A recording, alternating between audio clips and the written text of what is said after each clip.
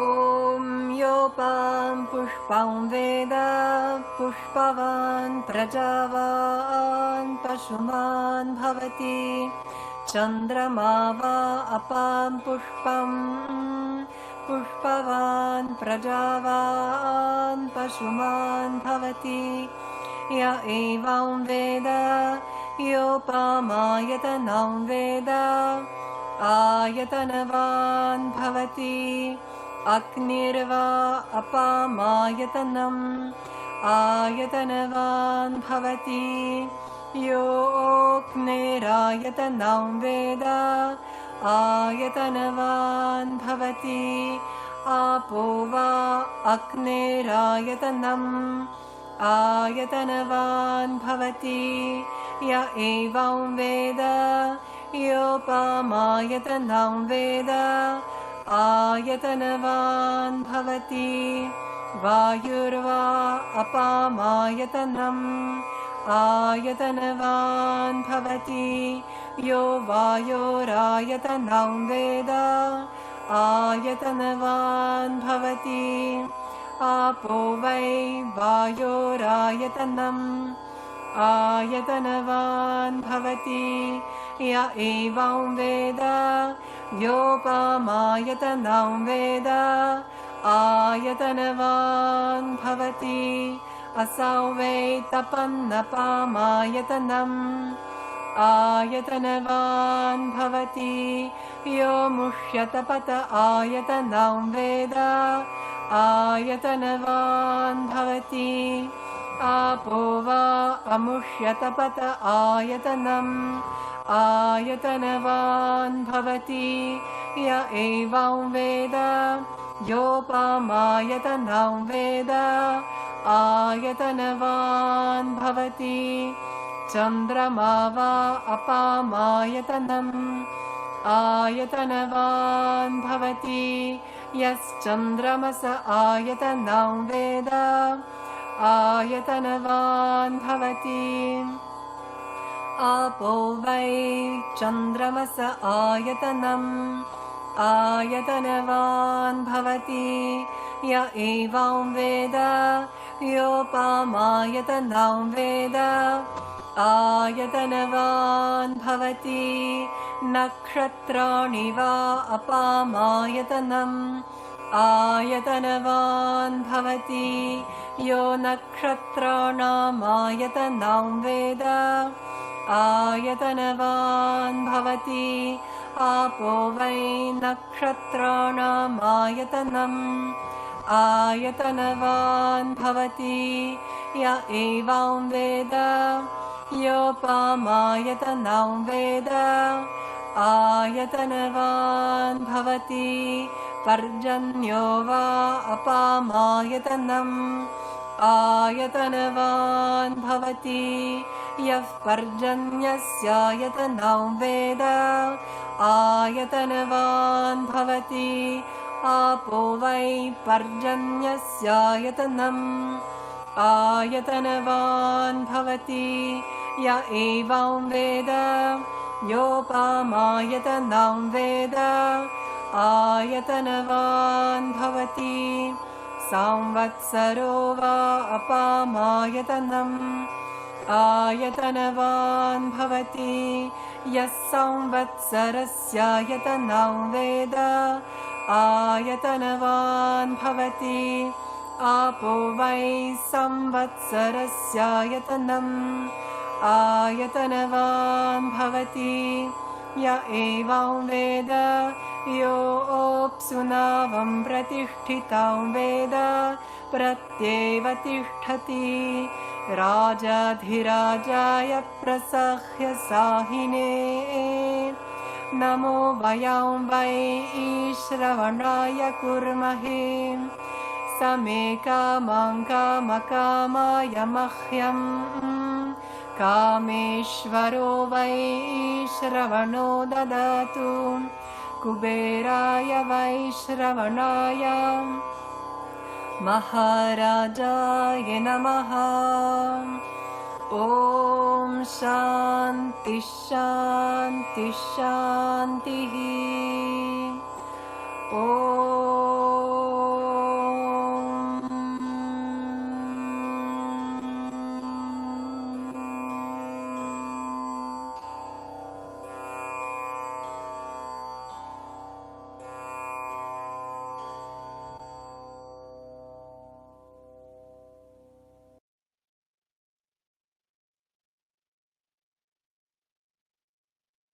Namaskar. The Mantra Pushpam was chanted by Ramatara. She has learned chanting from Shantala Sri Ramaya, a student of the Veda Pandit Sri Chalakere brothers from Bangalore. Swagatam and welcome to all our esteemed speakers, guests, and audiences from around the world to our annual event, Namaste 2021, a global Utsava of Indian soft power, brought to you by the Center for Soft Power, an arm of Indic Academy, in collaboration with the ICCR. We wish you all a happy Raksha Bandhan, a day to honor relationships, Hayagriva Jayanti and Upakarma, a day to rededicate ourselves to the pursuit of knowledge. This is our fourth day and seventh session of Namaste 2021, Indian Knowledge Systems, Indian Cosmology. Many are the sources for study of the concept of cosmology in the Indian ethos. Jyotisha Shastra, the Vedas, the Suktas, and even the Puranic literature. In India, the religious and philosophic texts are scientific in nature. They are not belief systems, but are well-researched Pramana Shastras. We have experts in the field who will share their thoughts with you today. This evening, we have with us a special guest, Sri Dinesh Patnaik, the Director General of ICCR. Sri Dinesh is an IFS cadre career diplomat with over 25 years of experience in a variety of challenging and interesting assignments. He has served in Indian missions in Geneva, Dhaka, Beijing, and Vienna. He has been ever so supportive of the Center for Soft Power's activities. Sir, I request you to share with us your thoughts today. Thank you, Vijayalakshmi ji.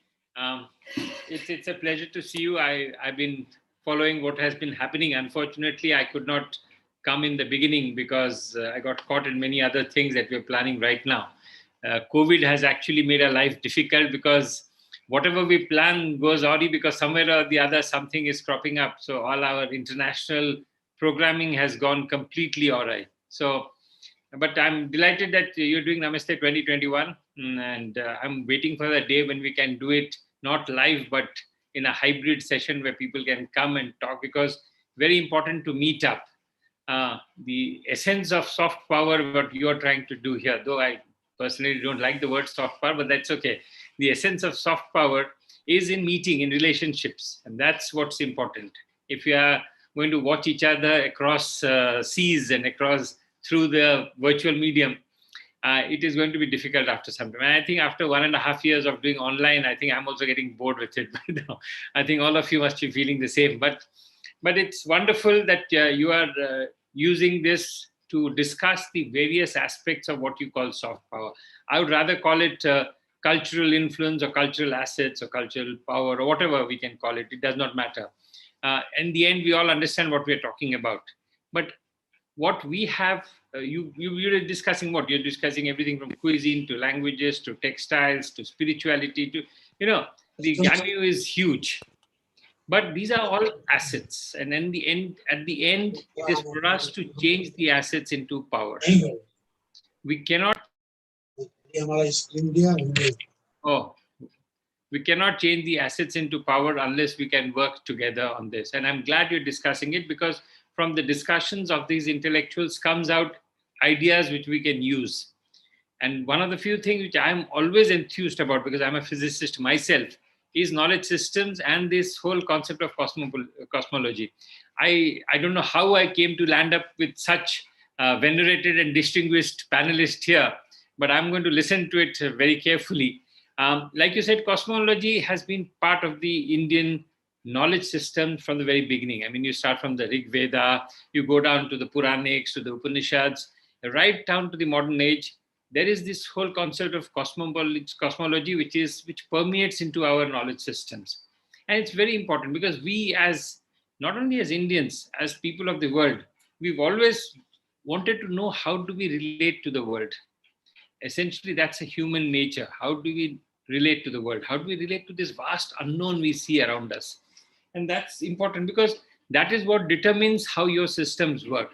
Now, whether there is a scientific basis to it or not, Whether it's a belief system, scientific basis, we can debate about it till kingdom come. But the point with it is, our ancestors discussed this, thought about it, wrote it, understood it. That's important, because it is not whether it is correct, wrong, whether it actually depicts the universe the way scientific terms are depicting it today is not the question at all.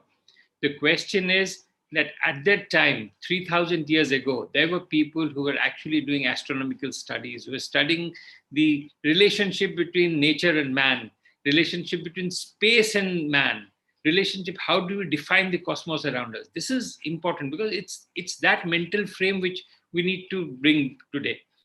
Because in the end, it does not matter what people think about it, because what it is today is what matters. We can always keep on saying 5,000 years, 3,000 years ago, we did this wonderful things. There were these people 3,000 years ago who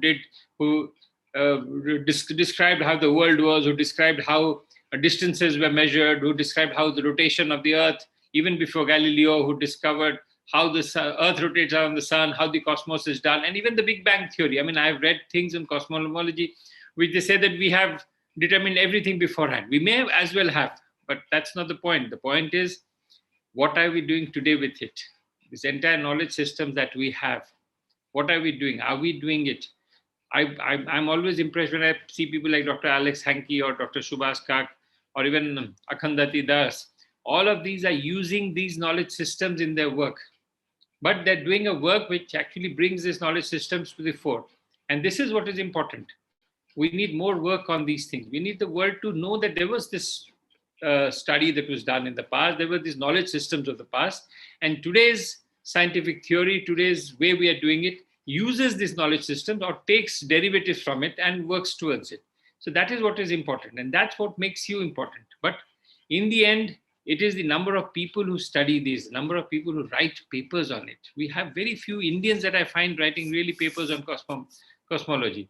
I was looking through the list of people, and from everybody that I can see, whether they're writing on the Rig Veda, whether it is Wendy Doniger or you name anybody, you can come down to. I mean, the only names I saw was Jayant Vishnu Narlikar or few people who have done it. But even in contemporary times, I don't find cosmology studies being done in a big way. So if we have to change what we have in the past into a power that we have, we need more such discussions. We need also this to be discussed in universities, for universities to do courses, for students to start studying this, seeing the parallels. This is what is important. Research in India is what will add to your soft power. It is not going to be always thinking about the fact that we had it in the past, which is going to make us a soft power. It is doing research on things like this. For example, it is a very funny story that I have, which I always tell people.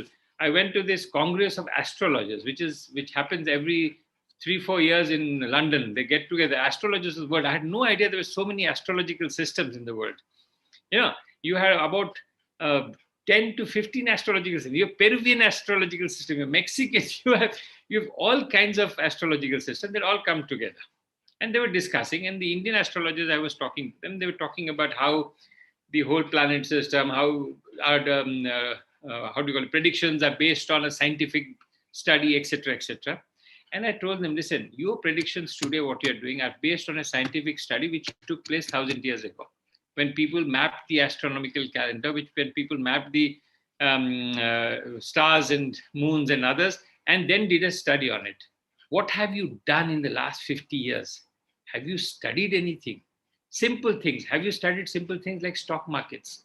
Have you seen how the stock markets go up and down in the last 50 years? It's all recorded. So you can look at the stars and the stock market and make a prediction. Okay, if this stars combination makes stock markets grow up, or natural disasters, or anything, even the pandemic. It's a simple calculation. Today we have knowledge. We just need to have the causality working on it. So these kind of research is needed. Astrology I was just giving as an example, but this example works for everything. If we keep on constantly telling we have this knowledge system, but we haven't done any research for the last 50 years or 70 years or 100 years, then what's the point of having these fabulous knowledge systems 3,000 years ago if you are not doing anything on it? So I'm delighted, Vijay Lakshmi ji, that we are discussing these things, because these are important.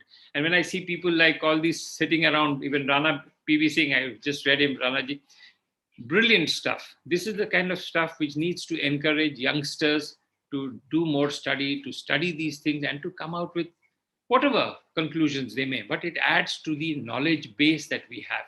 And that is what makes you strong, not just sitting on what you had. But I don't want to get onto it. You're doing a brilliant thing.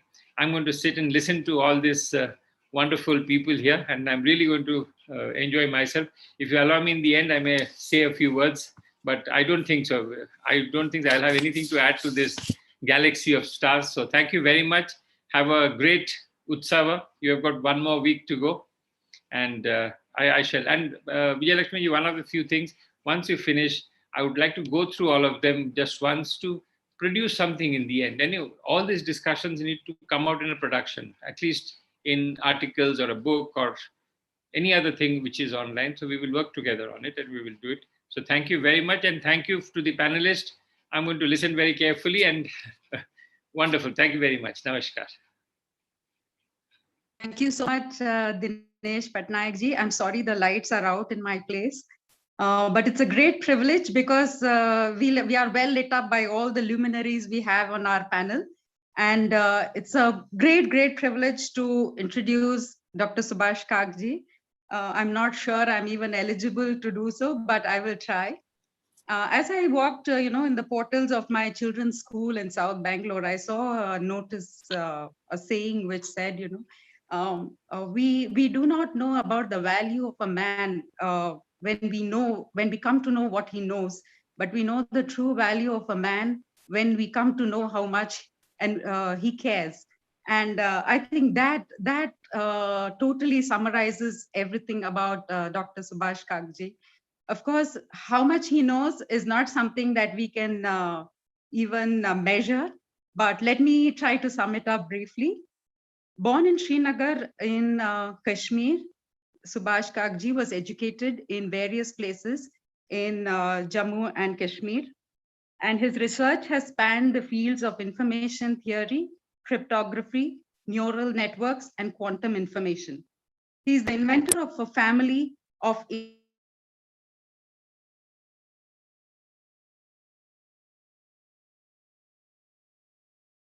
have been found.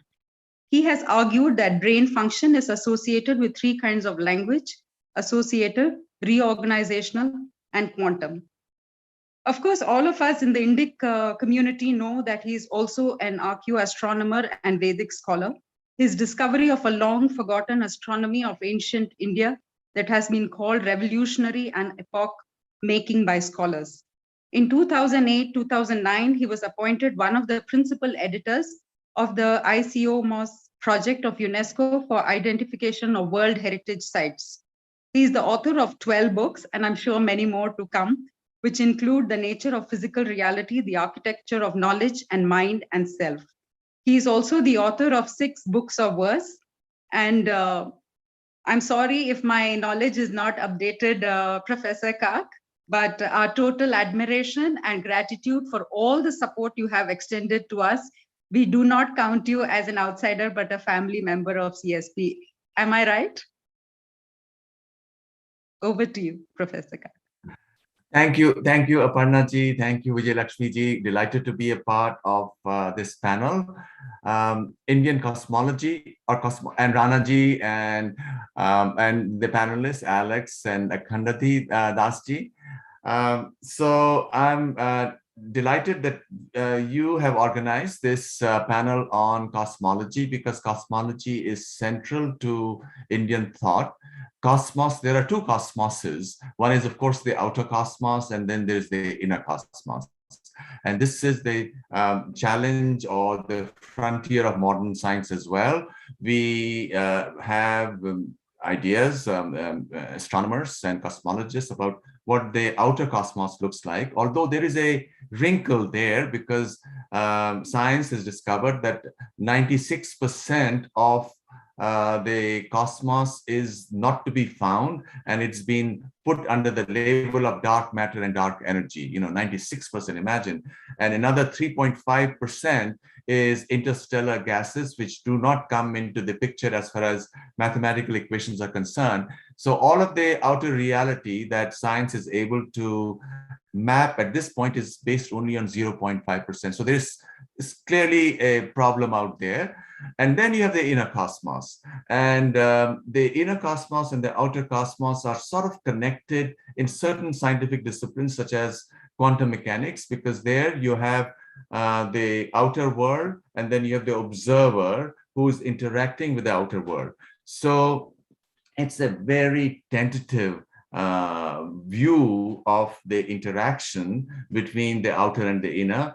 And it's that interaction between the outer and the inner which is central to Indian thought, going back to the Vedas. You know, you have in the Gayatri mantra, in the invocation, you talk about Bhu Bhuva Swaha. The earth, the atmosphere, and the sun. By the sun, we are talking of the cosmos, that there is a linkage. And this linkage is also expressed in the notion that the pind, which is the cell, which is us, and the Brahmanda, which is the cosmos, are connected. Yat pinde tad Brahmande, or the other way around, as in the cosmos, so in the cell. So the central idea in Indian thought is that the outer and the inner are mirrored. And it's, of course, even in the individual, that I am Atma Brahma, one of the Upanishadic Mahavakyas, which the Austrian physicist Erwin Schrödinger, who was the co-creator of quantum mechanics, which is the central, the deepest theory of science that we have. Schrödinger, in his autobiography, which he wrote, I think, in the 1950s, claimed that in the 1930s, when physics had reached a kind of a dead end, the idea of quantum mechanics, the idea of superposition, which is central to quantum mechanics, came to him from the Upanishadic Mahavakya, I am Atma Brahma. So Indian cosmology, to this extent, is already central to the efforts of contemporary science to reach out and make sense of this great mystery of our universe. To that extent, it's already sort of seeded the dialogue that has occurred. Science is a dialogue, after all. But now it has reached a kind of a problematic corner, as I said, which has forced the postulation of 96% of dark matter and dark energy. And my own view as a scientist, now it so happens I do work in all of these things. I recently, just a few months ago, I published in Nature Scientific Reports papers on how to resolve one of the current cosmological crises, according to Scientific American, the crisis that the rate at which the universe seems to be accelerating based on two different models, based on whether you're looking at the microwave radiation, the remnant of the Big Bang, or whether you're looking at the various stars which are receding from each other. The two numbers are very different. And this is a big crisis, and cosmologists have been working on it for many years. And you can resolve it if you shift your perspective, and if you speak of how there are two different ways of looking at the three-dimensional reality or the physical reality. One is that it is Cartesian, three-dimensional, three orthogonal directions, or it's not. It is fractal. It is e-dimensional, and this e-dimensionality comes from mathematics. There is a mathematical theorem that e-dimensions are optimal. So, and this idea that came to me, on which I've published many papers recently, came to me from Vaisheshik Sutras, now, which is one of the darshanas, as we know. This is a darshana related to physics, related to physical reality, where apart from the five elements, we also have the individual. The observer is a part of Indian physics. And that's what makes it so important. And that's why it's going to become increasingly important in my view. In fact, if you go back as a historian of physics, you find that the revolution that occurred about 120 years ago with relativity and subsequently with quantum mechanics, Einstein himself brought in entropy, and entropy is entropy of thermodynamics is equivalent to information.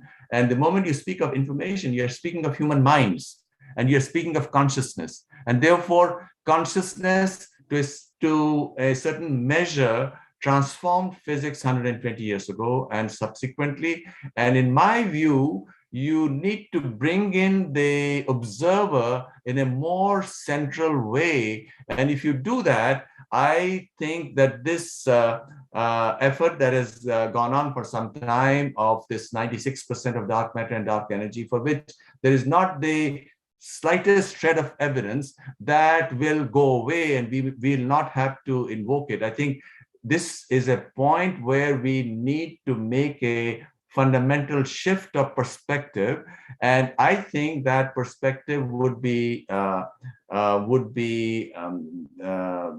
benefit from all the Indian tradition. Now, I also want to, before I sort of tie this up, I want to also talk about how the Vedic astronomers, by means of experimentation, had already concluded that the sun and the moon are each 108 times their respective diameter from the earth, which you can check and find out that it's indeed true. And modern astronomy has also shown that the diameter of the sun is 108 times the diameter of the earth. You have these wonderful coincidences. And because of the idea that the inner sun and the outer sun are in a kind of a relationship, and that's the reason why a lot of the ritual that people participated in, the 108 names of the god or the goddess, were a symbolic journey from the earth, which is the body, to the inner sun. You know, just as the outer sun is 108 times its diameter, or the moon is 108 times its diameter. So all of these ideas have been central to Indian thought. And in fact, they are even mapped into architecture, into the temple plan, that the perimeter of the temple is 180, and from the front door to the Garbhagriha is 54 units. You have 180, which is of course also a astronomical number, half of the year, and 54 is one half of 108. So you have so many different ways the plan of the solar system, if you will, or the central numbers of the solar system, which were mirrored in 108 tirthas or pilgrimage centers, 108 karanas in Bharatanatyam, you know, the dance poses, that movement itself of Shiva, which is the movement of the universe, was expressed in these 108 karanas. So in a manner, what was being done was to bring in this sense of wonder that, look, here are some clues, so to speak. It's one of those mystery games or puzzles where you're given a few clues, and these clues are given to you to encourage you, to inspire you to find out, hey, what is it that lies behind it all? And these clues were provided as paradoxes sometimes. For example, here is the big Ganesha riding a mouse. You know, hey, what is it? You're not supposed to take all these things literally. You know, what has happened, sadly, in the last 150 years, the way Indology, you know, the Western gaze at India has happened, it's sort of in some ways laughable, as the great Indologist or scholar Ananda Kumaraswamy mentioned, that literally everything, in spite of all the detailed work that has been done by scholars, literally whatever Western scholars and their Indian followers have written about India is not correct. That's what Ananda Kumaraswamy said. And I agree with that. It's not for lack of trying, but because it's all been at surface.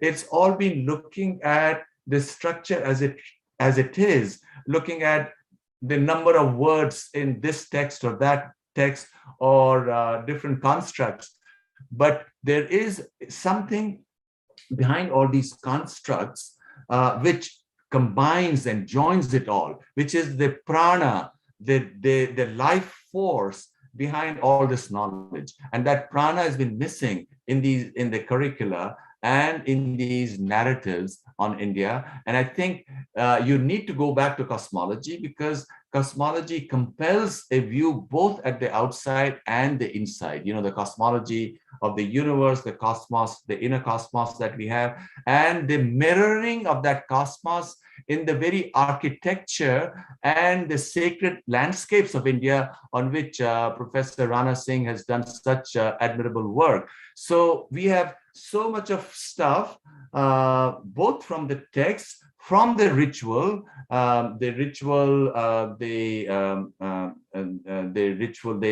Agni Chand ritual, for example, or the other ritual that was a part of the Vedic system, which was also, speaking of these numbers, in fact, the very architecture, the organization of the Rig Veda, with its 1017 hymns, and 1017 by 3 is 339, and it so turns out. I wrote a book on it, which you can read for free on the internet. It's called the Astronomical Code of the Rig Veda. From sunrise to sunset, you have exactly 339 disks of the sun. Likewise, from an average moonrise to moonset, and 339 times 3 is, of course, 1017. And all of these astronomical numbers are a part of the very organization, not only of the Rig Veda, but of the other Vedas as well. So that what, in my view, the Vedic rishis were telling everybody that, look, here are some clues, and these clues are given to us in the ritual or in the very mapping of the sacred sites in India. So here you follow these clues, and then when you turn inwards, when you turn from the outer cosmos to the inner cosmos, as the Puranas, for example, do that in a very coded way, then you'll find wonderful things which will help you discover who you are, because ultimately it's the same Purush within each one of us, within each human being. So you'll discover that you are actually a walking God. Now, I'm, of course, speaking poetically, using language in a broad sense. So to conclude, this is amazing knowledge. This is amazing knowledge, and more importantly than just that fact, it's universal knowledge. It's not just Indian knowledge. All of this must eventually find its place in all of strivings of humankind in all cultures, because this is not provincial. This is universal knowledge, and that's what the Center for Soft Power, I hope, is doing, to bring it center stage through its various panels, so that people can get connected to it and then find resonances of it in their own cultures, because all of humanity is one. Thank you.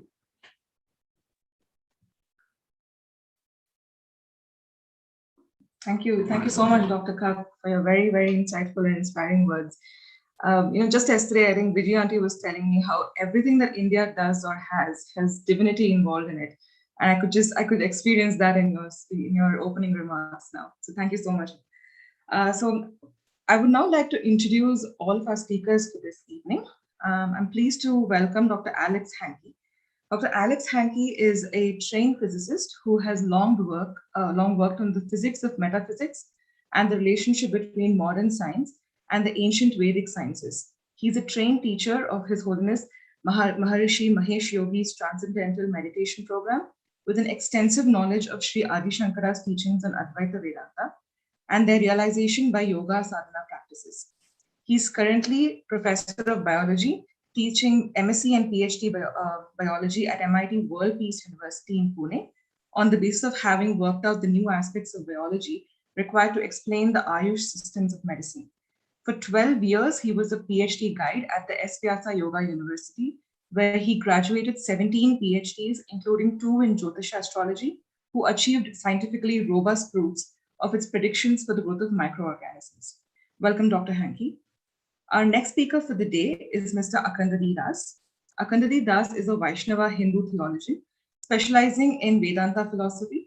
Originally from Belfast, he was principal of Bhakti Vedanta Manor near Watford and is now director of Buckland Hall in Wales and a trustee of the Faith Authority for the Avanti Hindu schools in the UK. Akandadi Das is a philosopher with particular training in the integration of modern science and the philosophies of Vedanta, Sankhya, and Yoga. Currently, he is director of the Science and Philosophy Initiative, a UK association with links to the Bhakti Vedanta Institute for Higher Studies in USA. Welcome, Mr. Das.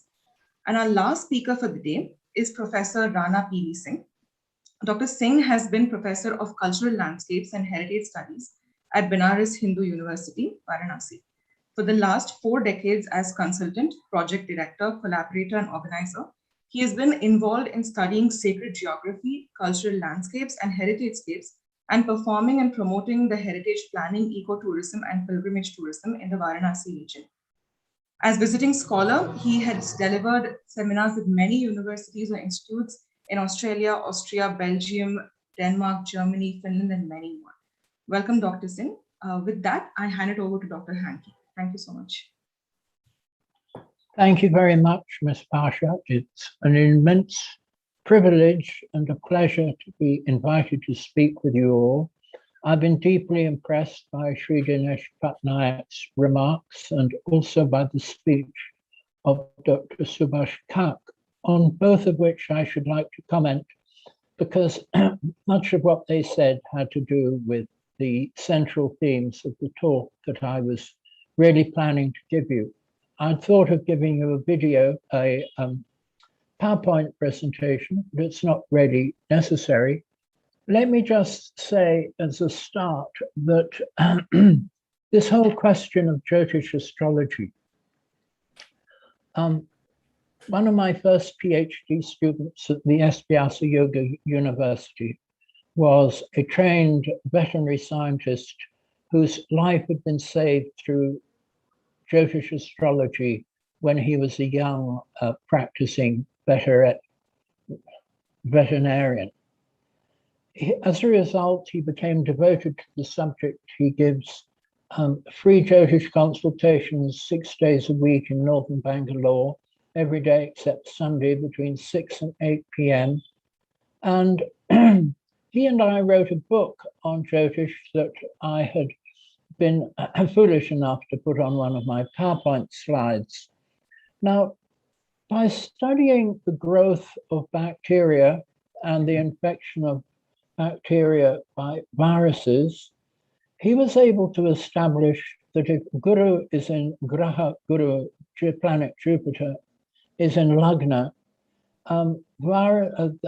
bacteria grow better and are protected from viruses. Whereas if there is any enhancement of the strength of Rahu, the north node of the moon, then the viruses seem to propagate better and bacteria grow slower. So this basic position between the opposition between the forces of good and evil really deeply presented in the benefic effects of Graha Guru and the malefic effects of Rahu are very precisely reproduced in bacterial growth. And my second student studied the the exponential growth rate of the well-known organism Escherichia coli, E. coli, and discovered and proved that the same laws held. One of our great scientific journals, Cell, said they would publish the results if we reproduce them for eukaryotes, and we're planning to do further experiments here in Pune on Saccharomyces, the well-known yeast. So I really congratulate Sri Dinesh Patnaik on mentioning Jyotish and the different systems. And we hope, for example, that by refining these experiments very much further, we will be able to establish which is the correct Ayanamsh. There's experts will recognize that there are 3 or 4 Ayanamshas currently in vogue, some more than others, and it should be possible to tell the transit time from one bhava to another, or from one rashi to another, in order to be able to establish the the Ayanamsh very precisely. So that is one of the things that I'm hoping my research will work on in the future. Now, regarding Dr. Subhash Kak, it was just wonderful to hear you, sir, talking about physics, and in particular, quoting Erwin Schrödinger, who, like many physicists, read the Upanishads. John Robert Oppenheimer was famous for saying this is like the vision of Brahman when the atomic bomb exploded. Brahman is like the light of a million suns. And Werner Heisenberg said that when he read the Indian philosophy, what had been completely unclear to him about quantum mechanics suddenly began to make much more sense. Now, I want to say something about this whole subject of physics in which I was originally trained, because many people think that there's classical physics and there's quantum physics, and you have a choice between which you describe things with. But in point of fact, there is only one kind of physics for stable systems, and that is quantum physics. Classical physics, which makes objects appear as self-existent objects, is an illusion. And the thing which is in contrast to quantum physics is the physics of instabilities. Critical instabilities are extraordinarily interesting animals, if I can put it that way. And what actually allows self-consciousness to be supported by the average physiology, not just humans and chimps and gorillas or primates, or going all the way down through the animals. It's well known, for example, that we can communicate from humans to animals. There's an entire website or set of websites on animal communication. And when we communicate with animals, what we communicate is not words, but ideas. Ideas, according to Shiksha, the first of the Vedangas, lie at the source of the words of speech. Vaikari is what I am producing now, words of a spoken form. I listen inwardly to the words coming up at the back of my mind, the level of the throat, what we say at the back of my mind in English, which is the level called Madhyama. Madhyama is based on the outgrowth of the level of Pashanti, which is in the heart, and that stems out of a level called Para, which is the first level of speech. Now, at the level of Para, geniuses can cognize the solutions to all the problems they wish to understand, and that is probably the level from which Ritambara Pragya, so well known, last stage of chapter, I think it's the last stage of chapter 2 in Patanjali Yoga Sutras, Ritambara Pragya is able to cognize ideas of any kind, and you can pose a question to the absolute and the absolute infinity of all things, or Ishvara, if you like, or Goddess Mahasaraswati provides the answer. Mozart was peculiarly, had peculiar facility at this. When asked how he created a a symphony or a string quartet or whatever, he said, oh, the piece comes to me as a whole. It's like a ball of string. And as the composer, my duty is just to unwind the ball of string. So when you deal with ideas at that fundamental level, you have a level of wholeness, which expresses itself at the level of Pashanti, at the level of the heart, if you like, the Hridaya. It expresses itself in strings of ideas, individual ideas, or strings of ideas. And these then get promoted into the strings of notes in a theme and in the movement of a concerto, or in a raga, they become the themes of the raga, the overall form that the raga has to take with its particular scale that it uses.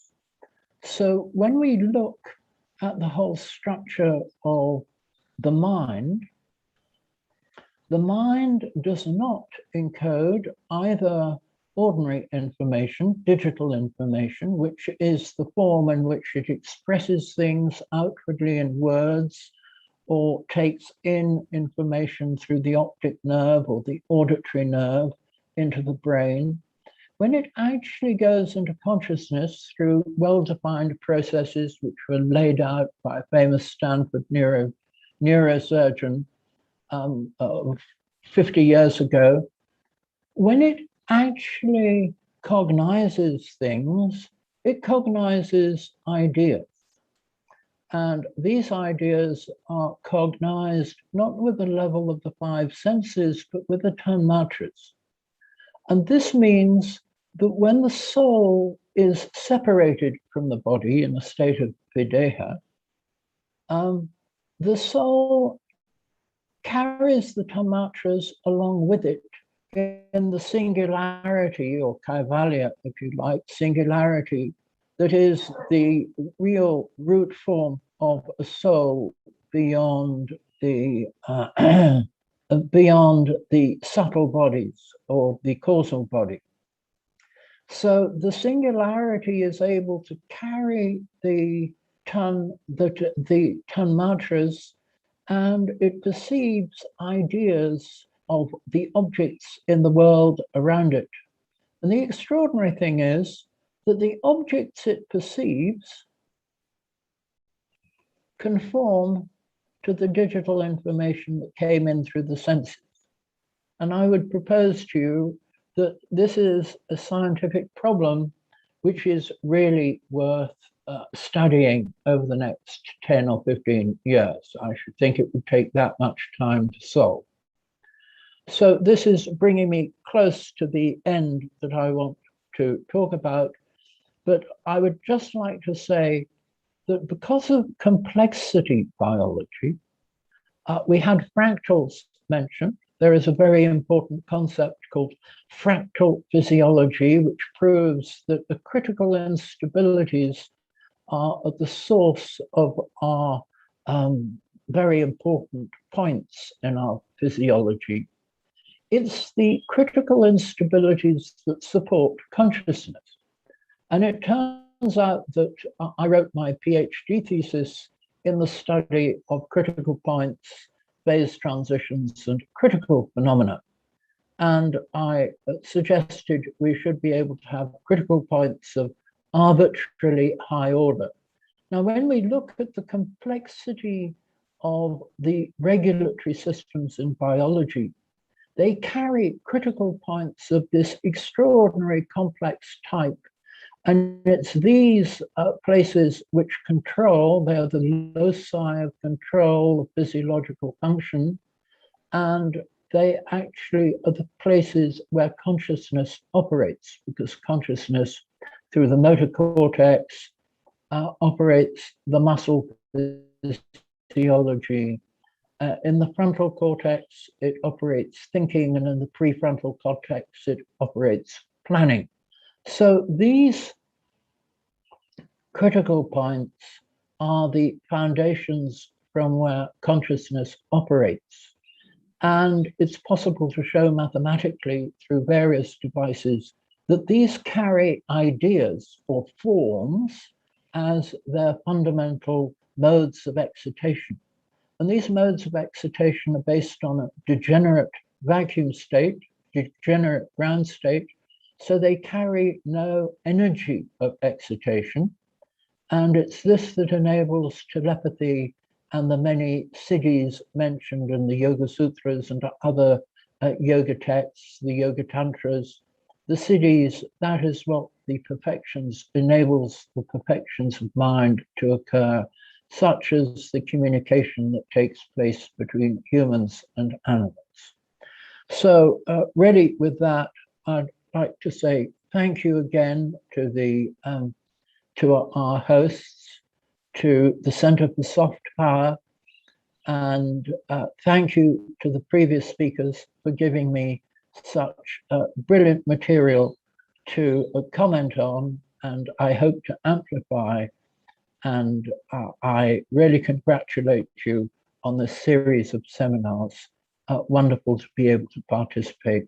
Thank you all very much indeed, especially Srimati Vijaya Lakshmi, Vijaya Kumar. Thank you indeed. Thank you, Dr. Hankey. Mr. Akannadi Das, it's up to you. It's over to you. Thank you. Oh, thank you very much, Varsha, and thank you to Srimati Vijaya Lakshmi. Really pleased to be with you all, and I've so much enjoyed the presentations by Subhash and Alex. I'd like to share a screen, if that's all right. Let's see how this comes out. That doesn't seem to have appeared yet, or has it? No, we can see it. We can see it. Index Science Solves the Hard Problem. Yes. Yes, sir. All right, that's a very grand title. Yes, indeed. Huh? Pardon? Yeah, Sorry. we can see it. Okay, thank you very much. All right, Index Science Solves the Hard Problem. Very grand title, and within the 10 minutes that we have, I'm not going to be able to do proper justice to this, but I'd like to just connect this with cosmology, because the hard problem really only exists because of the narrative that the universe comes out of nothing, practically speaking. It's produced by chance, and somehow on some little rock, life starts by chance, and somehow within life, some ability within the biological system gives rise to consciousness. But actually, we have no ability to explain the nature of consciousness and why it should have appeared in this situation. And I just wanted to kind of analyze it from the other side, which is the way that the Vedic approach is, to start from consciousness and try and understand the world, rather than try and analyze the world and understand consciousness. And this gives us a clue to how the whole Vedic perspective has of the universe, and why it's here and what it does and what is even beyond it, and helps us to understand our significance and our existence within it. Let me take you through the hard problem as presented by neuroscientists generally. And I use this illustration, which I'll unfold as I go along, by Christoph Koch, who worked with Francis Crick on neural correlates of consciousness. And he starts like this. You have the outside world, and in this case, a little scene of a man walking his dog. Light is bouncing off those objects and is entering the eye as one of the senses. No problem there. And the eye converts the different wavelengths of light through its photoreceptors and sends digitalized electrical signals to the brain. And there you see it represented in amongst the neurons and their connections. And there's a little kind of barcode where it's indicating that basically what you've now got is some kind of digitalized information. Now, there's no problem with all of that. That's a good analysis. But that's not what we experience. The problem that comes up is this next bit. and Francis Crick includes his picture of the dog, that what we experience that of the information that is present within the brain is not digitalized electrical activity, but imagery in this case. Qualitative, so that imagery has forms, it has colors, it has motion. These are called qualia. These are the qualities of our experience. Now, we can say, well, they must relate to the outside world. Maybe, but we cannot explain why I have qualitative experience from the nearest thing to it, which is the information in the brain. That is the hard problem, that we can analyze how the physics works up to the brain, but we cannot explain why there is a qualitative experience of that data in the brain. That becomes the hard problem. And it doesn't even stop there, because then there's the question, who or what is having this experience of the qualia that is there? And that becomes the analysis that Vedanta, Sankhya, and yoga systems have done with the analysis of the observer. In yoga terms, the Purusha, in Vedanta terms, the Atman. And really what this leads us to understand is that there are three key fundamental functions at work. If we are to understand our own experience, and it's a real experience, and it's our experience is actually the most self-evident thing in this universe. And it must be explained by physics or any other picture that we have of reality. And it seems to take three elements in order to explain phenomenal experience. Yes, you've got the body and brain with its physical and neural functions. You've got the mind with its cognitive functions, its mental states, which seems to act as a sort of interface between the data that is present within the brain and what is experienced by the subjective entity, the entity of consciousness. So three different functions. Now, the West gets really kind of uppity about, oh, is this dualism? Is this some kind of problem? And within this time, I can only just say, no, there is no problem to this. We know that these three functions exist. We can analyze them. They are all real. We have no problem. Each function is a real facet of reality. We also know that each of them interact with one another. Now, Western philosophers have this issue. Well, but only physical things can interact with other physical things. Who says that? Who made that law? We know that mental states, react with the brain. We know that we as a conscious being react with mental states. We know that there's interaction. And from the Indic sciences, we understand that that interaction is an exchange of information. So, and we know that these functions belong to the same singular reality. We do not have the Cartesian dualistic problem. Everything that exists is a product of the same singular reality.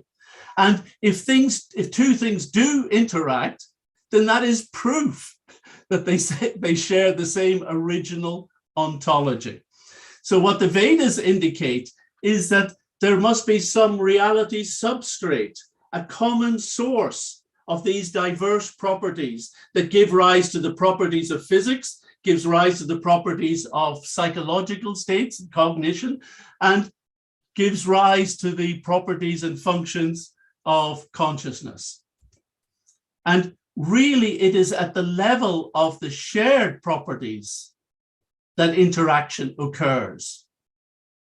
And that becomes interesting, because whenever you've got two entities of differing properties, but you know that they can interact, you actually have to go deeper to where there is their reality substrate, where they are connected at a deeper level. And that's where you'll find the interaction occurring, the exchange of information.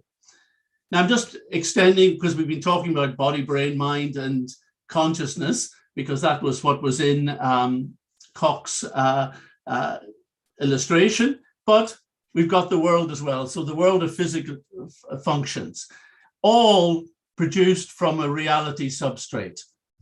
However, we can separate out these three, the world, body, brain, and mind, because these are things which are constantly changing, and they're changing over time. So time in the Vedantic or yogic understanding is it facilitates the change of information content, and therefore it facilitates properties of things changing. Things can grow, things can appear, things can maintain, things can dwindle, things can disappear. The properties change.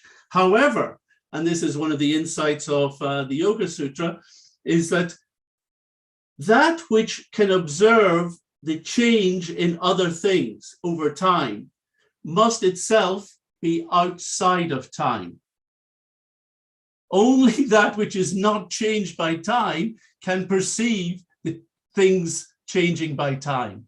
Therefore, consciousness cannot be included within that which is under the domain of time.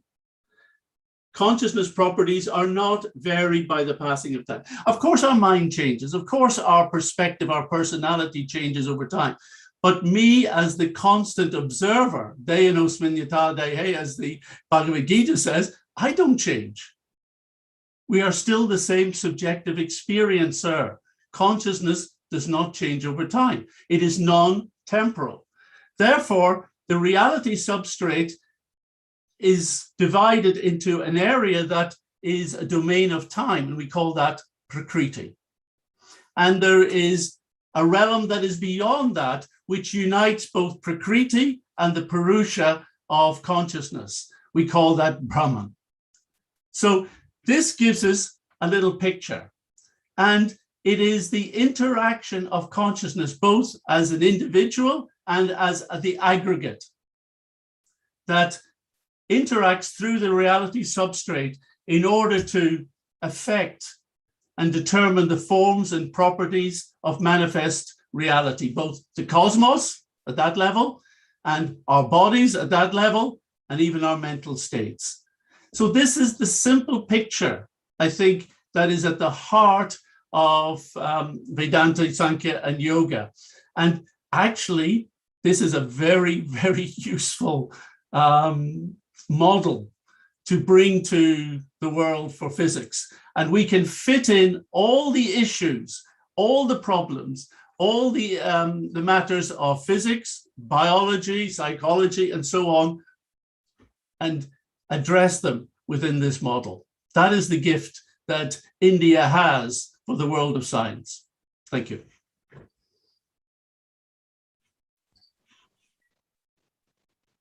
Thank you, Mr. Das. Dr. Rana, over to you.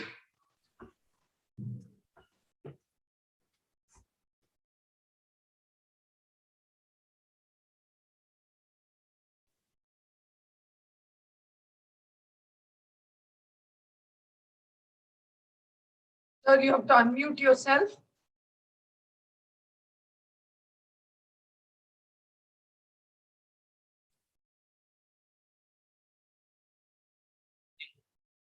Hello?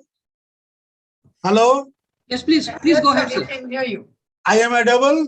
Yes, sir, you are. Yes, sir. Oh, okay. Okay.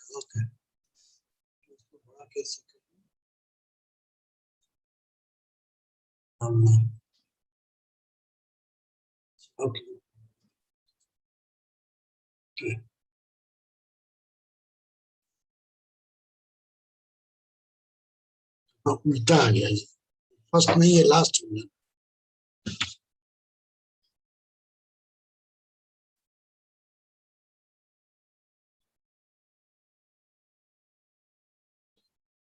Okay, thank you very much and giving me this opportunity to speak before you, and something the greatest honor in my life to speak before Subhashji, who is my spiritual and cosmological guru. So I am not going to add something, but he has already mentioned about the sacred maps and something like ritual escapes that I am doing. So that was all inspired by him since last 2 decades. based on his writings and personal communication.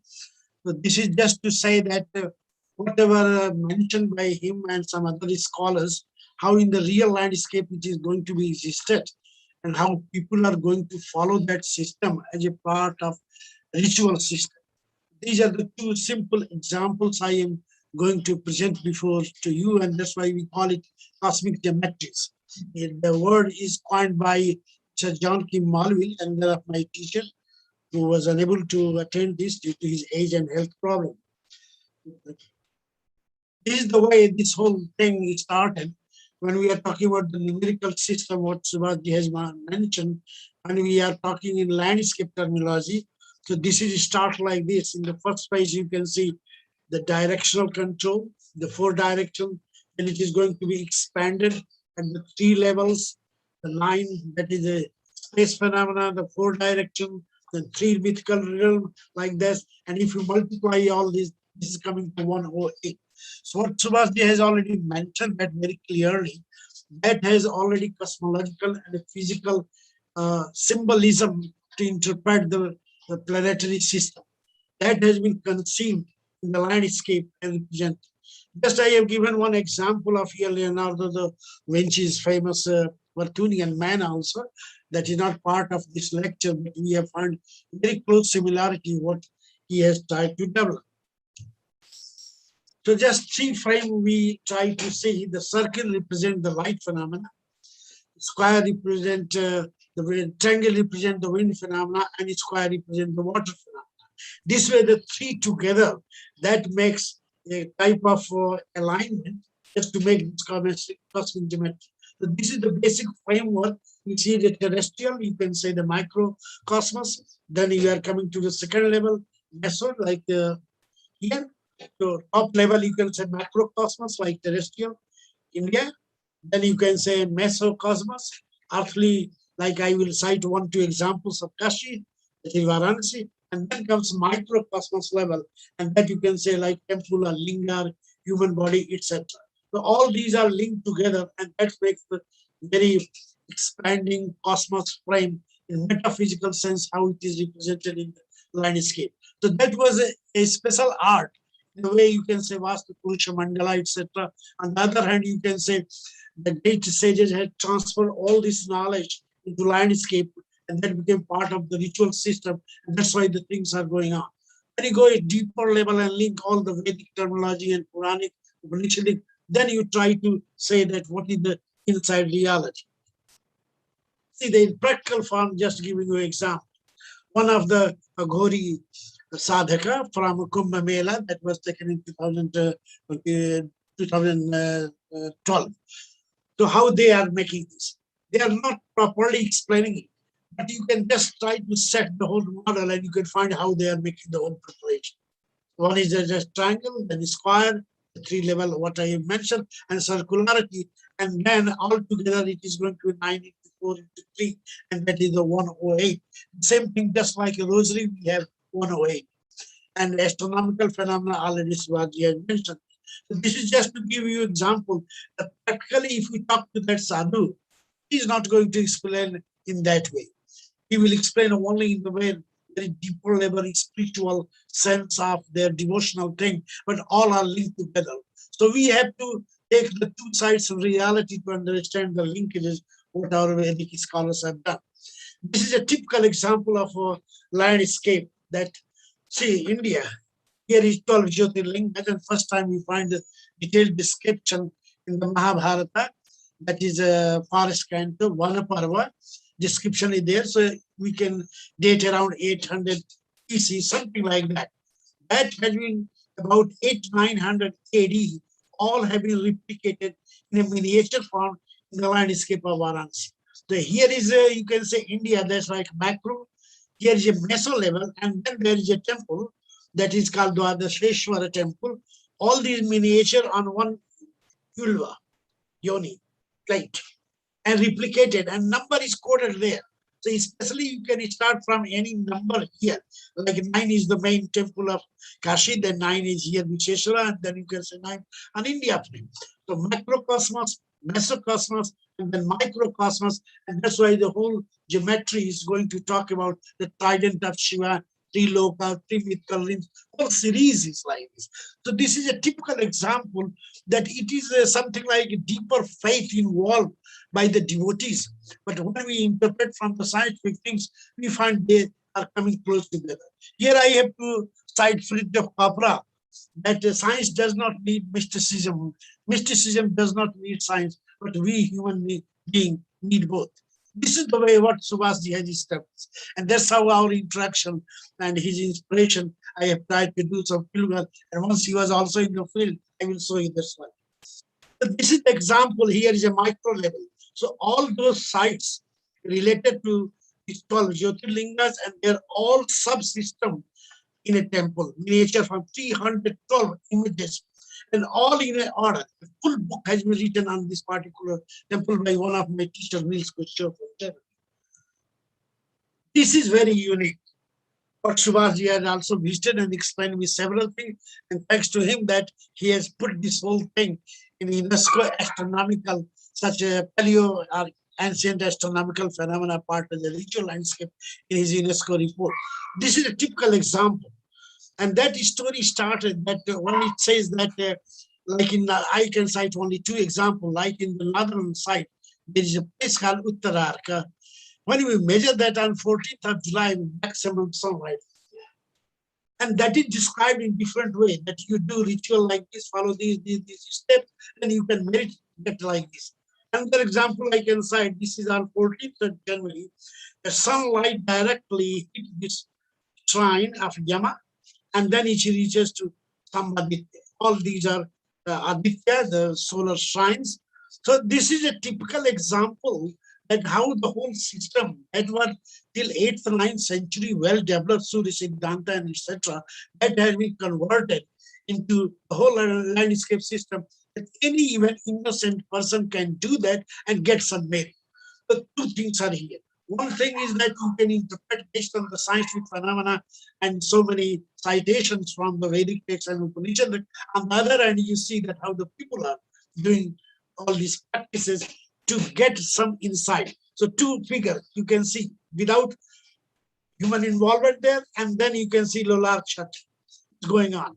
So within 5-6 hours of that day, particular day, when that celebration will take place, that will come exactly around. We can't say exact date because we follow the lunar calendar. That will be the 14th of August, already passed on. About 50 to 60,000 people taking holy day in this particular water pool, which is at the center, in the southern part of it. So this is a typical example that how this whole cosmic order has been converted into ritual landscape. And this is unique. Nowhere in the world it exists. This is the unique model. I don't know why not this has been put still into the full World Heritage Site. But anyway, this is a typical example. So this is the way that it is described, a popular way, described that if you have come to Varanasi and in early morning sun, you have not seen on the boat, and nothing you have seen like that. This is another, you see the symbolism. There are 84 ghats, and that is all based on the 12, that is Kala Khanda, the division of the time, and the chakra, the seed system, you can multiply 84, and that's how the explanation is 84 lakhs of yonis, 8.4 million organic species. But of course, now this has been changed. This is 115 lakhs, something like that. The recent discovery is this. But 10 years before, that was about the same, what was even in the Western scientific knowledge. But anyway, the whole description is going on that you can start from the southern part and go from the northern. Southern, the death, then northern, Shiva, that is life. This is the way the curvature of life. The whole symbol of the nature has been converted in this way to interpret the ancient cosmological system. This is another example from Kashi, the Panchakoshi Yatra. 108 shrines are there, division into 5 parts, just like it was mentioned, 5 gross elements, Panchabhutas. So 5 parts, and then all together you see the interaction 12 into 9, time and space integrated, and that's why 108 in practice. This is a lower side, you can see that is GPS based mapping, and the other is a topographical map. Another example is Ganesha, who is symbolizing Lord Shiva's energy. So he is dancing. He is also called Nataraja. Nataraja is used for Shiva, but also for Ganesha.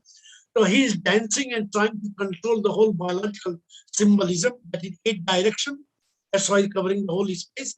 And the chakra, 7 spiral chakra, and that's why this is not only theoretical. We have tried to prepare all the detailed mapping with using GPS thing. So this way, if you can perform, this is all approach are going on. Let me add this thing. This is nothing like only history. This is part of the ritual landscape. And that's how that completes the 56. And that's why the name of Ganesha altogether is 56 Vinayaka, Kappan Vinayaka. It means 56 Vinayakas in one. This is another symbolism, how it is called the body phenomena is related to the city of Kashi. So that is the axis mundi, that is the center, that is the Nabhi, that is Manikarnika, and the northern portion is close to Varna and southern the Asi, the 2 small lanes. Here we have plotted 3 important pilgrimage journeys, what are already indirectly indicated by Shivasji, that these are linked to that system. So Chaurashi Koshi Yatra, again that 84 number I was talking. When we have prepared this map and first time published 1995, we have published and we found that is exact circle. The center is fixed, Madhyameshwara, and then Delhi Vinayaka, that is a radial point, and that is exact circle. And there are 96 signs, all exactly on the circumference. And we find the inscription of this description that was dated 4th century. So this is another example you can find. So see the theoretical construction of this Panchabhuta, all you know is sky, earth, air, water, and fire, like this, and that had been converted completely into pilgrimage journey. These are all GPS sophisticated, well-mapped type of things. So you see this, how these practical things are going. As you go from inner to outer, it is expanding. As you come from outer to inner, it is all going to be reduced into that. And that is the way that Kim Malville wrote an article based on this, trying to describe the self-organized criticality theory, and how it is going on in the pilgrimage landscape of this. This was going on work, but it has not been completed with Kyoto University Department of Astrophysics. They tried to understand that how from the central part to outer part, then outer to inner part, the energy movement is going on. But anyway, just to give you an idea, that was the basic conception that as you go from outer to inner, slowly, it is going on the vertical level of energy, and you reach to the climax level. Same thing what the Iliad long back during 50s explained that how at the axis mundi the whole energy is going at the top. So it is very similar things like that. This is another example to cite that generally we say these are temples. Here is the holy structure, but see the plan that was prepared by James Prinsep and published in 1831. It's a little bit refined and modified the survey. So 9 mandala, what we are talking about the 9. And there is 27 nakshatras into 27 nakshatras. So altogether 729 grids divided into the 9 blocks. Half part already demolished, now it is part of this. So this you can see the only this scene, otherwise this is now completely changed. Here a typical example of Gaya. This is also you can say the central level, that is a micro, then you can say macro, then you say meso level, the 3 levels. These are exactly in the same manner. Who has created this? Who has made this? Nothing like clear. But it is clear using scientific investigation and tools and technique that naturally ancient sages and they were so much familiar to the power of the nature that they have tried to understand alignment and correspondence, and that's why they have tried to develop shrines and temples in that way. This is another example of Chitrakuta. The description says that it is Hiranyagarbha. This way they describe Valmiki ashram. To this side, they say it is like a golden egg. Then when we have done GPS survey, it is like this. It is exactly in this way.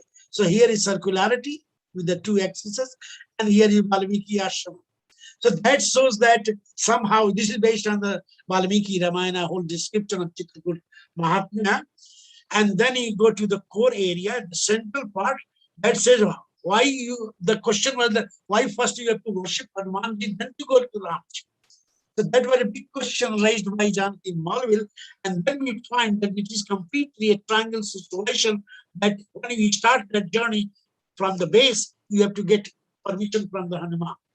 And then the whole energy moves like this. So this is another typical example of landscape geometry based on the metaphysical ideas of ancient sages.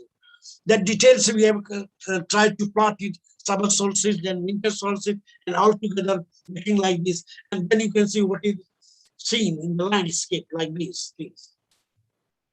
This is another now one or two more. So here is another example of 51 or sometimes 52 Sakti Peethas, all plotted on the map of India. And then we have taken one example of Vindhyachal, which is about 40 kilometers from Varanasi in the southwest. Varanasi this side, there is like, these are two triangles. One is down, that is Mother, and here that is Shiva. And that makes hexagon, what we say, the primary core area of the yantra. And if you can divide half the way, there is Anandamaya Ashrama. So this is theoretical construction of the yantra. Here is the practical things. And inside the temple, you'll find that is on the stone. The yantra is also stone. So that is called the Vashani yantra. But in fact, it's a little bit refined of the Sri yantra. So this way, just to say the three phenomena, what we are talking, macro, meso, and micro all meet together and converted into something like this geometrical, cosmic geometrical shape, what we call yantra. This is just where we have calculated and tried to prepare the map. And the last one here is typical example of Khajuraho. What is in most popular literature, we are talking of the erotic scenes and all these beautiful temples. Okay, that is very good. But here is another part of that one. See that how the alignments and dates related to that. So we have tried, this is all work done under the direction of Don Kim Malville, my teacher and Guruji. So that how we can use all the GPS system and Earth gravity and all together with the ancient data, then try to mix together. Then we find that here is just like you can say epicenter from where on the day of Sivaratri. We have done 5 years on the same day, all these measurement, that light goes from that particular place and touches the images like this images. And this way that was a mix that was described in the local legend. And in some of the Puranic things, the Shiva is coming like this and loving Parvati, the rays comes like this. Then you have to decode, and then you find that whole mystery is there. So what Subhashji and Alex also said, that we need to understand the deeper messages, then we can understand the whole mystery of the nature. So that was the thing. And the last one is here just to say example, that our own university, Banaras Hindu University, of course, this was built in 1916, but it is also based on some basic principles of cosmological nature. Like Panchabhuta, 5 gross elements and 5 blocks are there. And from the center, axis mundi, 7 down here, 7 down here. That is the 14th kosha. And this way the whole model is prepared. But I am very sorry to say, since last maybe 4 or 5 years, these things are going to be changed. They are making building anywhere. The things are changing like that. Okay, so let me conclude at this thing and they say namaste to everybody. Swami Vivekananda ji has envisioned and popularized a message for global understanding based on Upanishadic teaching. Rise, awake, and stop not till the goal is reached. That is the message of Kathopanishad, what Vivekananda had tried to say. And this way we can say, here is the Indian knowledge system that can serve the universe, the cosmos, and the humanity. So this is just to say that we need a sthana, the place, the call, the time, and ask for deeper faith, not to the ritualistic faith, but deeper faith to understand Sanatana. It is coming from the infinity, going into future. That is the dharma. It is nothing like generally you can say Hindu religion. No, not at all. This is a Sanatana. What Subhadji has very frankly and very openly, very lucidly, in all the way, he has tried his whole life to put that way. So thank you very much and namaste to everybody. Pranam to everybody. Today is Raksha Bandhan, Purnima, full moon day. So Raksha is just to give binding. So this is the way you all are doing something thread. Keep our Indian knowledge system strong so that we can also serve them. Thank you very much. Namaskar and Pranam. Thank you so much, Dr. Rana. Dr. Subhashkar, it's over to you. The session's yours now for discussion and Q&A. So how much of time do we have for discussions? We have 15 minutes, Dr. Cook. Okay. All right. Just a couple of remarks. This is one of the most brilliant panels I've ever attended. You know, Alex and Akhandadidas and Rana Singh, each one of them presented such beautiful material that we can all meditate upon, and they're really touching upon fundamental issues that science and mankind or humankind everywhere is confronted with at this particular point in history, where there is so much of uncertainty and confusion due to a variety of reasons, not just scientific that I alluded to, but also political and questions of meaning, where in a country like the United States, 90,000 people die of opioid overdoses, and not because there's anything wrong with them. These are healthy people in the prime of their lives,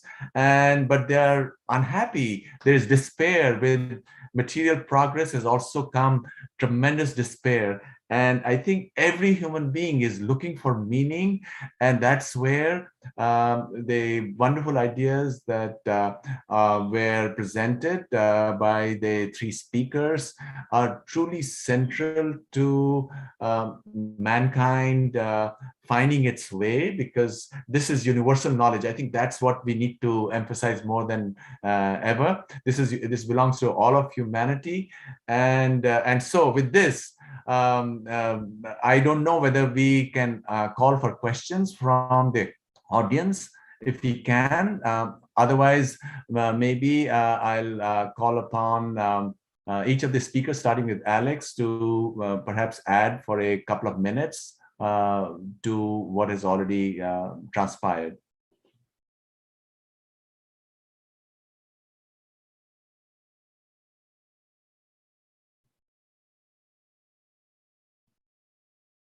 Alex, would you like to start? That's very kind of you, Dr. Kak. I actually had a question that I wished to pose to Akhandadidas. A wonderful talk. I loved your presentation of things, participating in time and the self beyond time, whether you call it Purusha or Atma, is a question of taste to some extent. There is, of course, a severe difference. When you talk about qualia, if you take the sense of sight and the color spectrum, you have three basic colors in the color triangle, and then you have the basic grays and so on. And it's said that in possibly your favorite place, which is Lord Vishnu's Loka, you have other colors that you don't have within this realm that we perceive on Earth. Now, as I understand it, colors are an example in sight of what we call qualia. It's not just the forms, it's not just the way we perceive forms, but actually the colors which we project onto them so brilliantly from the matching of spaces in a part of the temporal cortex concerned with color vision. I think it's the temporal cortex. Now,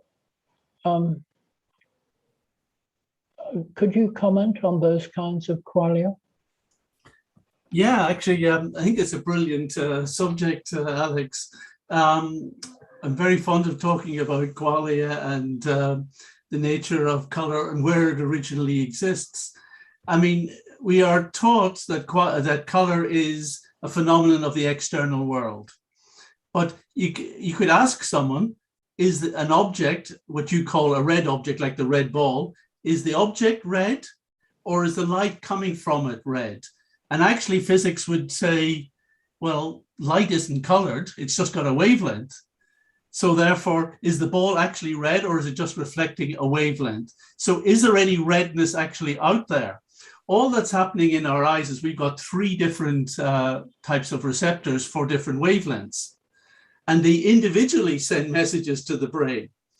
So Isaac Newton analyzed this, and he looked at the spectrum and said, well, if I'm saying that each wavelength is a different color, where's magenta in the spectrum? And he couldn't find magenta. But of course, we see magenta when we see red and blue together. But then you have to ask yourself, where does the mixing happen? Because it doesn't happen in the physics of wavelengths. You can't produce a new wavelength from two other wavelengths. You can make a messy wave, but you're not getting a new wavelength. Neither does the mixing happen in the eye. And does it even happen in the brain? But we perceive that data as color. That's phenomenal. I often ask people, if you want to kind of understand that color and light are two different things, just press your eyeballs. Do it gently, but just press your eyeballs, you will see color with no light involved. So where is this? So you mentioned the tanmatras, and the qualia of color, rupa, is not just forms, but it's also colors, are one of the tanmatras. And the Gita explains that when our mind flows over objects, some of the qualities of what it flows over, like when wind passes over flowers, some of the aroma of the flowers is carried with it. And so when the mind observes objects, it brings back some of those tanmatras, and they manifest in the mind. And that's what we experience as colors. And yeah, my favorite place is Krishna's Goloka, Vrindavan. And there we talk about colors which we can't even imagine. But there are even humans who are tetrachromats, who've got 4 types of receptors. They will see 100 times more and different colors than we will. And we can't even imagine what that's about. Never mind what kind of the reality beyond is. Yes, and to mention something else, there are those humans who are colorblind and can only tell 2 dimensions of color and fail to distinguish between red and green, except they see which light is on, top or bottom of the traffic light. Good point. Since we were talking about Goloka, we know that Yaska in his Nirukta, maybe 800 or 1000 BCE, says that the first meaning of the word go is not cow, but planet Earth. And then the other meanings also include senses and everything else, many, many primary meanings. So here, Goloka is the sensorium of knowledge, so to speak. Cows are a symbolic representation. And that brings me to a question for Dr. Singh. And the question is that you have done such phenomenal and pioneering work on decoding the macrocosm and the mesocosm. Can these ideas also be extended to the microcosm, the linga, the worship, and see some order, which you correctly pointed out, that people who are a part of this ritual, like the Aghori whose picture you showed, they don't know because they are within it. All the participants in the ritual scapes, so to speak, they're so immersed in it, they're not looking at it from outside. So can something be done? Do you visualize further understanding emerging of what is done by some of these groups in their sadhana, which will throw light on it as we go further with the decoding of this entire knowledge as expressed in ritual and various forms of it? Thank you very much for this very basic question related to my whole life phenomena. So there are altogether existing 54 pilgrimage routes in Varanasi. What we have done during last 3-4 decades to prepare the maps, just exact location, and try to see alignment and correspondence, and then link with the mythological stories or the stories the way they say in their oral tradition. Then we try to understand the ritual involved. Several times we find, as you very rightly already indicated, that directly they are not saying this, but indirectly they are saying that this meaning this and this meaning this, I will get this, I will get this. And this way, if we can decode and put the symmetrical way, the two tables that here is like air code and that is parallel to like this, then you can say wonderful such things are coming up. Thanks to the recent development within 3-4 years, and some groups already about 50 persons, I can say, that they are interested in these things. They are performing that those pilgrimage routes. So earlier, 20-25 years ago, most of these pilgrimage journey were a little bit diverted and somehow lost and all that. Thanks God, now all are evolved. Even Taurasi Koshi journey, which is 284 kilometers, it is not easy to perform, but it is now going on. So 3 days, 4 days part, they go. Generally, they try to set the same symbolic number, like he's stopping at the 5 places. That's how they can feel these are related to Panchabhutas. Then you have to go in the eastern part and close to the big Kunda, so that water phenomena linked to the sun. And I generally used to go there. They ask me, please come, Ranaji. And you can tell that whatever we have written, clarify that. So this way, this practice is going coming up. The only thing is that we want to encourage the young people that they should try to understand. Thanks God that some people are coming this and trying to understand this. This is the one thing. The second thing is that problem of the language here. Because most of the people related to Hindi and this whole knowledge in English. So we are trying to put this in a popular way. This is one. The second thing, when you are talking about the link of phenomena, so you know that there are about, according to Kashi Khanda, which is 13th, 14th century textual combination of so many things, so about 318 lingas, what we have tried to do GPS, etc., and prepare the map. This is the one way. But then we come that the issue you have asked, the 3 levels, like one is Kritivaseshwara. The Kritivaseshwara representing 18 parts, and that is equal to 18 Puranas. So once you touch like that, different portion, according to specialized priest, you can feel that all Puranas knowledge coming into one.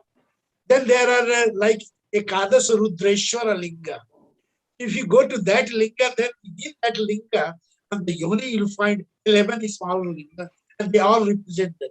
Same type is Dwadas Lingeshwar. So there are 12 Jyotirlingas and miniature form this.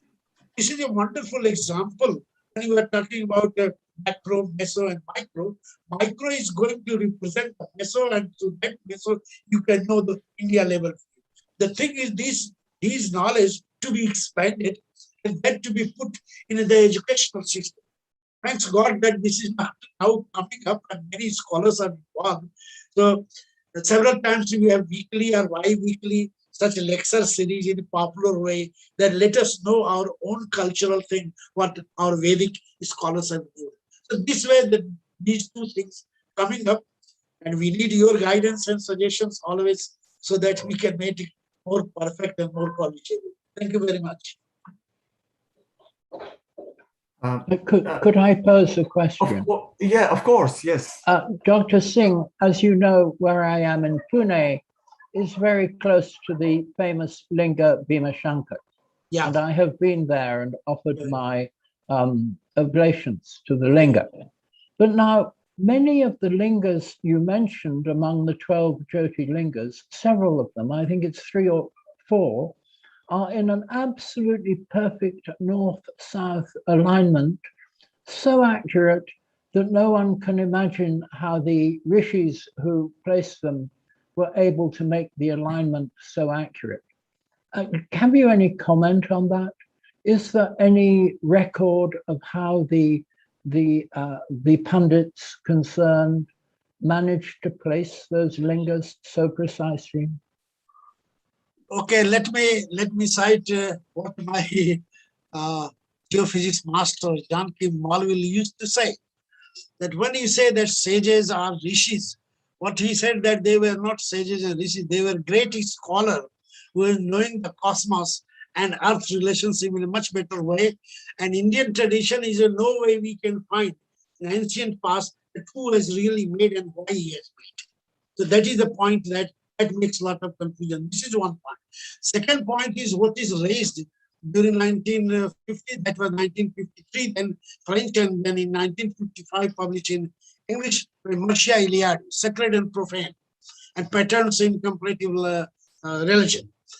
If you can read those chapters describing Shivalingas and the distribution, what a question you are raising, he has already raised this question that those ancient sages were so good to link their mental ability to the special intensity of the landscape.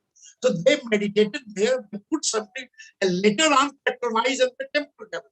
So people think that it was the king, jamdars, and other people have made particular temple at a particular place. He says, no, it is not like this. That was initiated by such great. Then the question was raised, and that man said, he already died in 79 years maybe. And then he said that, look, time will come that at least in architecture, you people realize. Thanks God that now we have hundreds of such examples, not only in India, in different parts of the world. There is an association of cultural astronomy. There we find several such examples happening in the ancient past. So that way we can say that even Jyotirlingas, its history goes about 1000 BC. First I mentioned in the Mahabharata, and Surendra Bharadwaj, still alive, that is emeritus professor at Kent State University. During 1973, he published his famous book, Hindu Places of Pilgrimage in India. In that chapter described this, that look, these 12 having something very symbolic. It is not only just Shiva Linga, but it has something great mystical alignment and some more history like this. So this way we can say still we are searching that the question you have is basic thing, but still we have not full paper to justify all these things with all the calculation. But at least we have full speculation, and the way that the Puranic literature describes it is coming up like that. So let us hope that in course of time we can have full substantive something research, just to say that it is a great honor to LXG because he raised this basic question that we have to think in that. Another important aspect we find there, that water, earth, and sun, always you find some in a peculiar way combination to all the 12 sides. The direction, that where is the linga, like in case of Khajuraho, most of the historians say, oh, there's lingas and images all exact east. Then what do you mean by exact east? The science say, what is exact east? There should be a point. And only in 1995-96, under John Kim Malville, we find that all are turning in a particular way. It is not exact eastwards, and they all turn at a particular point. So let us hope that time will come. We can have several, like 2 cases we have very clear cut. Little bit work in Hampi area, but more clearly you can find it in Khajuraho and in Chitrakuta. But unfortunately, later on this project has not been continued, and now Kim Malville is too old. The organizers of this seminar, they wanted to call him. So something like that, but thank you very much for giving me so many insight to further work and to serve the good cause, answer a question. Thank you very much, Alex.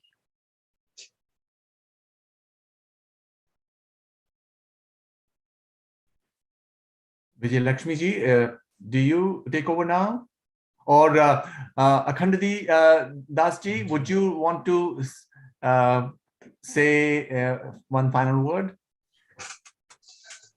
I think the point that has been raised, that we are talking about universal knowledge beyond culture, beyond religion, beyond faith, I think is crucial. In the 50 years I have been studying Indian philosophy, I just become more and more amazed, absolutely astounded at the depth of the thinking that is going on there and how it addresses all the problems that modern life has generated for itself through its physicalist narrative that, you know, we're just physical beings, you know, born and die. And I think we have such a responsibility and duty to try and offer this knowledge in the best way, in the most applicable way for the rest of human society. So I really applaud all the efforts by Wonderful. Soft Power and all yourselves. Well done. Thank you. Thank you. Vijay Lakshmi ji, would you? Yeah. I must say this was simply the most enlightening session that we've had. And just to tell you all, we are planning on having an e-journal. Subhash ji knows. And we would, be interviewing each of you, especially in relation to what we have spoken today. And in fact, Dinesh Patnaik ji said that he had to leave because he had a previous appointment, but he definitely wants, in fact, all this is going on the YouTube channel of the ICCR. And the ICCR has agreed to collaborate with us on this journal also. So hopefully that will reach far and wide. And we really look forward to all of you to support us to do this. So Varsha or Aparna, who is giving the vote of thanks? Yeah, I'm here. That was indeed a very wonderful session. First off, I thank Dinesh Patnaik ji for joining us and for constantly supporting the Center for Soft Power in all of our endeavors. Thank you so much, Dr. Kak, Dr. Hankey, Mr. Das, and Dr. Singh for being here with us today and providing us with an abundant amount of information. I'm sure it's going to inspire so many young minds across the nation and across the world. So we really wish we could have given you more time. So we hope when things get much better, we'll have a hybrid session like Dinesh ji suggested. So once again, thank you to our speakers and to our audience for having joined us today. With this, we enter our final week of Namaste. On Saturday, we have a session, Word Power, that will focus on the new writings of Ayurveda, and a practical session on yoga. On Sunday, we will have a session, Crafted in India, that will focus on handicrafts, handlooms, and textiles of India, and a session on sports. And with that, we will end with a session on soft power diplomacy. So we hope to see you all next week. Visit our website to register and please spread the word. Thank you and Namaste. Thank you. Thank you. And Subhash ji, I do want to thank you for always retweeting our articles and, helping us take this forward. So thank you all. Thank you all. And with your permission, we'll end the meeting now. Namaskar. Thank you.